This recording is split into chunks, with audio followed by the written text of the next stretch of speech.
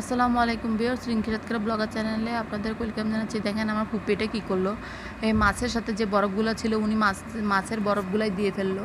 তো আমি বলছি তুমি কেন এগুলো দিলে? বললো যে আজকে উনি নাকি শ্যাম্পু করবে, এর জন্য কোনো সমস্যা হবে না। আর ওনার মাথায় নাকি অনেক গরম লাগছিল, খারাপ লাগছিল, এর কারণে উনি বরফগুলো দিচ্ছিল।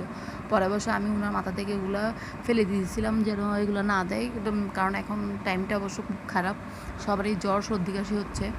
তো দেখেন আমার আব্বু কিন্তু এই মাছগুলো এনেছিল আপনার ঘর থেকে। তো এগুলো বেশি মাছ না, একটা কোরাল মাছের ছোট্ট একটা কোরাল মাছ, আর এই কয়েকটা 6টা আপনার সিলুট ভাঙান বলি আমরা।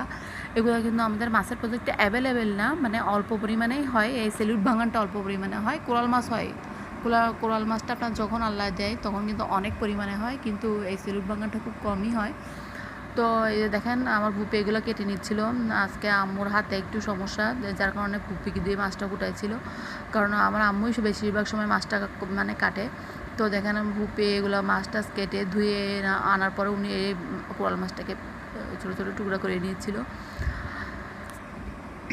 তো আপনারা এই ছোটো ছোটো মাছগুলোকে আপনারা আপনাদের অঞ্চলের ভাষায় কী বলে অবশ্যই জানাবেন। আর মাছটা কিন্তু বড় ছিল, দেখেন আমার হাতের পুরোটাই কিন্তু এই মাছটা জুড়ে।